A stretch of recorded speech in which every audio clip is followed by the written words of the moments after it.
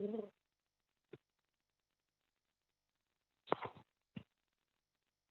right. Good morning, everybody. We're going to get started in just a second. Those of you that are coming on, go ahead and put your name and where you're listening from in the chat box, and we will be getting started very soon.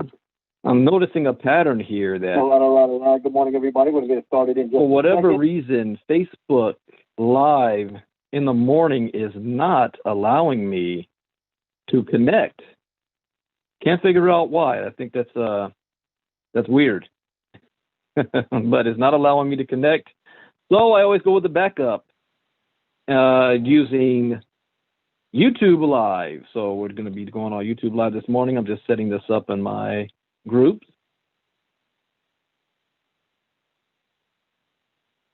so that people can see what's happening, what's going on. As a disclaimer, I am not a licensed financial advisor to be giving financial advice. I read the news, give my opinion, share suggestion, and it is up to you to make an informed, intelligent decision on which direction you want to move into. Now, there's 4 rules I live by in the crypto space to have success. Rule number 1, education is key. Education is everything. Rule number 2, never invest money you cannot afford to lose. Rule number 3, always get a return on your investment back as fast as possible. And rule number 4, where do you see yourself in 6 months, a year, 3 years from now? What do you want it to do to make that happen? Make a decision, find a vehicle, take action, stay focused, and do not get distracted. Now, following these rules is not going to guarantee you success, but it will at least minimize your risk. And that, ladies and gentlemen, is the most that we can ask for. So let me share screen and go ahead and get started. I'm not able to see who's online right now, so I can't see you guys to greet you, so just welcome. So let's look at the market cap. Market cap is at $367 billion. It is up 5.8% over the last 24 hours. Bitcoin is at 11,000, growing 1.3%. Ethereum is up 3%. Tether is negative. Wait, well, what is this? True HKD. What is this and where did it come from? And why is it popping up as number 4? Let me look at coin market cap. See if they're showing the same thing. No. Not on coin market cap. So what is this? True HKD. Worth 12 cents. 24-hour trading volume is only $362. Circulating supply, 90 billion. So this is a brand new coin. It might be a glitch. We'll see if it stays there. But that might be a glitch. All right, best performance over the last 24 hours. UMA, 31%. Yearn, 14%. Thorchain, 13%. Band Protocol, 10%. Kusama, 10%. AVE, 10.5%. Swipe, Energy Web Token, 9.9, 9.3. Chainlink, all right, pretty good. Who's had a bad day? YUSD, really, everybody had a good day. It's just the stable coins. And when you see the stable coins in the negative, that means people have been moving their coins out of the stable coins and putting it into the market. So that's a positive sign. That's why the market bumped up 5.4%. All right, some news. Billionaire venture capitalist says Bitcoin and crypto immune to runaway spending. Rampant money printing. Bitcoin and crypto are poised to speed up globalization and the decentralization of industries, making them immune to questionable government economic policies, according to tech venture capitalist and Bitcoin bull Tim Draper. During the most recent LA Blockchain Summit, Draper speaks about how the massive global transformation ushered in by the internet is making borders meaningless. Now, Draper says Bitcoin is about to change everything from real estate to banking. When Bitcoin came along, all of a sudden, we had a currency that we could use globally, and one that we could have faith in, even if a government, for instance, printed $13 trillion, we could still have a currency that would not dilute. And that was the beginning of something that I think is going to be a major change in the world. And I think the world is going to go through an anthropological leap, because we realize we used to be tribal, and that was sort of a way of being secure. We'd say, okay, this is the border. Don't cross this border, and our people will be safe. We now realize that the borders are becoming more and more meaningless, and the decentralized world becomes more important. And it will be everything from banking to insurance to real estate to governance that are going to change and become decentralized around the world. And that's going to make us global, completely global. I got my quotes for today. The world is going to see an amazing globalization in the next 20 years, Draper says. Although he expects that there will be forces in the government that are trying to cling to a past where nationalist and isolationist ideals were seen as virtues, Draper believes they can't stop the world from moving forward. Those barriers are bad for us, but they're also really just kind of the roar of the dying lion as we move to this new world, and it's very exciting. And then if you break down crypto, it starts with Bitcoin, and it starts with a currency and a blockchain and a smart contract. And then it moves to DeFi, decentralized finance, where all the things that are happening with dollars today now can start to happen with crypto. From there, I think you move to the e-commerce world, where OpenNode and others like it can bring it so that the merchants can tap Bitcoin. I think that those are the three stages, and once those stages are done and it's easy to use and the world opens up, we are going to have a truly crypto decentralized world. That's another good quote. All right, I'm going to save that article. Next up, news about Ripple. Ripple launches new service utilizing crypto asset XRP to fund instant cross-border payments. Ripple's new line of credit service is now live, giving the company's customers an opportunity to borrow XRP for cross-border transactions. Financial institutions and money service providers using the San Francisco startup's XRP-powered cross-border payment product, on-demand liquidity, can borrow Ripple's native currency for a one-time fee via an approval system that will move faster than legacy financial options, according to a press release. The XRP-based arrangement is the same in any location served by ODL, regardless of sending destination. Ripple also says it will be cheaper than most other available credit options. Ripple says it is the company's latest move to build out the Internet of Value. That's a term I have not really heard of. The Internet of Value. And make money as easy to send and receive as email. Link to Ripple release that explains the term. Unlike incumbents who have large balance sheets that allow them to scale their business quickly, many fintechs and small and medium-sized enterprises lack the capital and resources to compete. Faced with stalled growth, customers turn to creating bespoke credit arrangements with each partner and each destination market. Each arrangement requires additional overhead and management, making it a slow, burdensome, and an ultimately inefficient process. Ripple's line of credit solves this problem for our customers by providing upfront access to capital for every market through one simple credit arrangement, simplifying access to financial solutions that accelerate business performance and scale. Ripple launched ODL in October of 2018. The technology is now live in 5 remittance corridors, moving funds between the US dollar, the euro, the Mexican peso, the Philippine peso, and the Australian dollar. Okay, Ripple's on a move. Craziest chart in crypto shows billions of dollars set to pour into Bitcoin. That's not, oh yeah, that's good. That's good. I was thinking of the Mt. Gox thing, millions of Bitcoin pouring into the system. So a leading crypto analyst says the rapid expansion of one of the largest digital assets by market cap is remarkably bullish sign for Bitcoin. The highly cited pseudonymous analyst, known in the industry as Philb, says the $10.9 billion rise of Tether in 2020 suggests traders are storing their capital. I remember when Tether was less than $2 billion. That was just 2 years ago.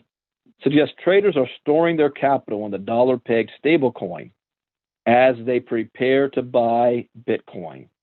The analyst notes USDT's expansion, which has been on the rise ever since the coronavirus-related market crash in March, has historically preceded Bitcoin price increases. And Tether has expanded massively in the past month alone, he says. Since August 30th, USDT expansion has been $5 billion. That's a 50% increase. 50. That's 50% is greater than the entire USD cap that took Bitcoin to 14K last time. And price retracted since by 10%. I don't subscribe to Tether conspiracies, but I do subscribe to supply and demand. I agree. This has to be the craziest chart in crypto right now. The positive correlation of Tether expansion, Bitcoin appreciation in 2019 was quite something. In 2020, Tether has expanded from 4.1 billion to 15 billion. 15. That is a big jump. There is little to suggest that constant expansion is for much other than to deploy into crypto, either directly to acquire funds or to provide long side liquidity to make use of the attractive funding rates.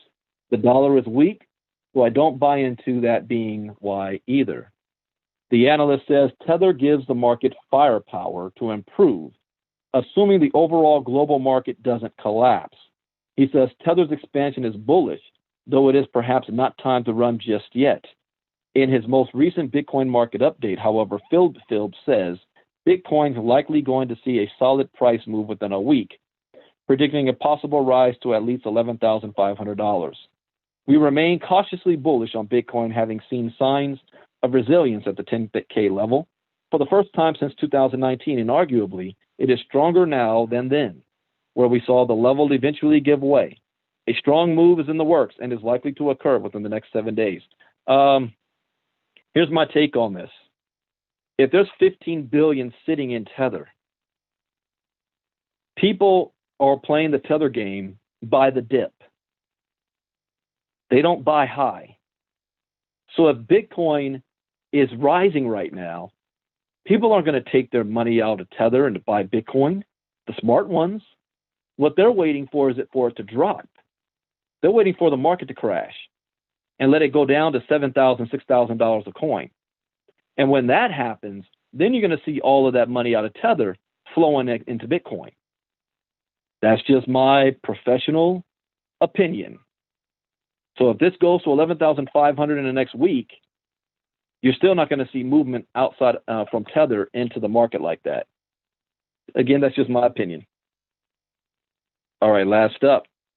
Anti-Encryption bill introduced in House of Representatives is an attack on Bitcoin. Why did they put it this way? Is it an attack on Bitcoin and cryptocurrency? Crypto insiders are wary that an anti-encryption bill that is flying under the radar may have a negative impact on Bitcoin and crypto.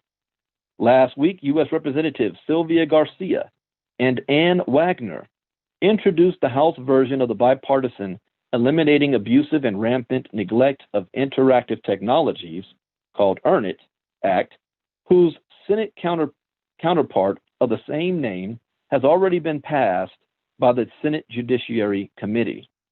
The EARN IT Act seeks to strengthen government authority to combat the sexual exploitation of children online.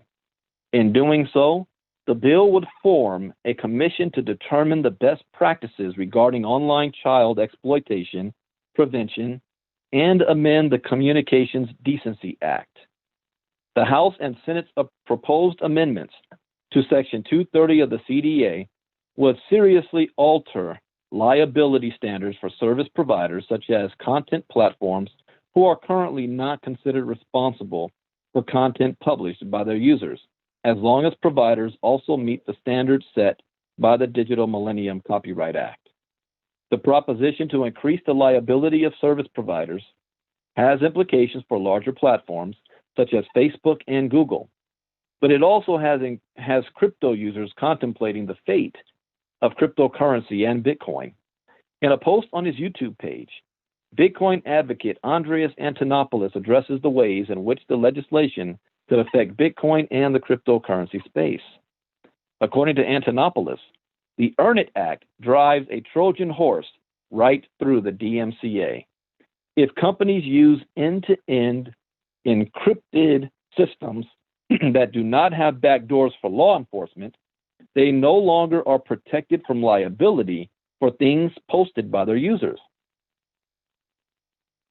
And what is the impact it's going to have on Bitcoin? Well, I think one of the impact is that companies that engage in transactions that offer zero knowledge transactions may be affected by this because they will not be able to shield themselves from the liability of users transmitting transactions on their platforms if they do not have backdoors for law enforcement. Now, essentially, Antonopoulos claims that these third-party centralized platforms that facilitate transactions could stand to lose a lot from this bill. However, he believes the legislation could favor decentralized platforms. If a company is centralized and controls transactions on behalf of its users, then it may be liable, which will arguably encourage more decentralization. So if a company has no control over its users' transactions, then this doesn't really apply. In the long term, undermining end-to-end encryption and undermining these freedoms that we consider necessary to encourage free speech and expression and encourage the growth of independent media and platforms, undermining those really pushes the need for decentralized platforms. All right. Whoa. This just popped up. Tyler Winklevoss says institutional tsunami coming to Bitcoin after Square buys $50 million in Bitcoin. I'm going to save this article probably for tomorrow. Yeah, I'll save that one for tomorrow. All right, that is it for Crypto Talk for today. Today is a big day for us.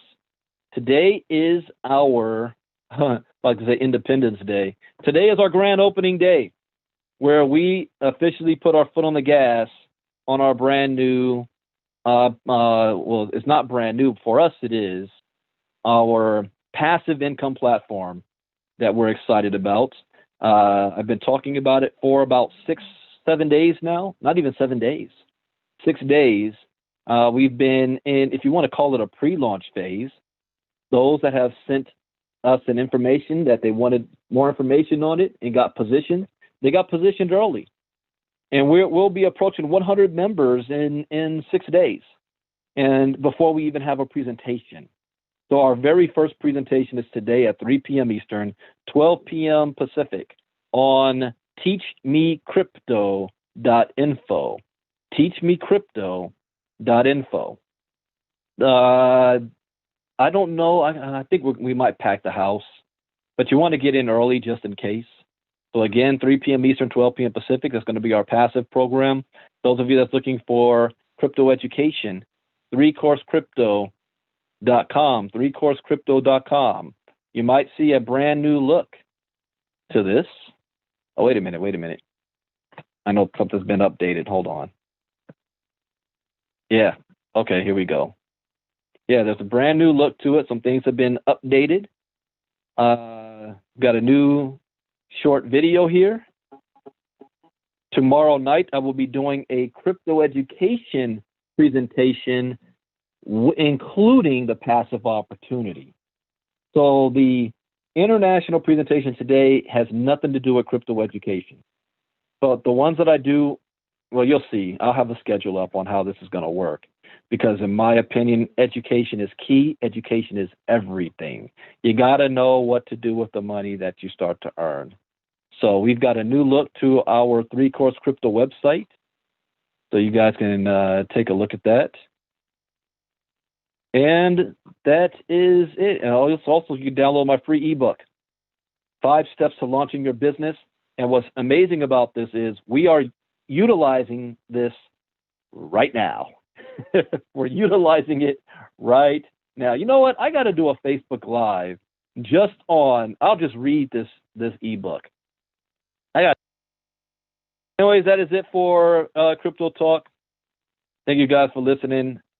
In a few hours from now, we will be doing our grand opening, teachmecrypto.info. Take care. God bless.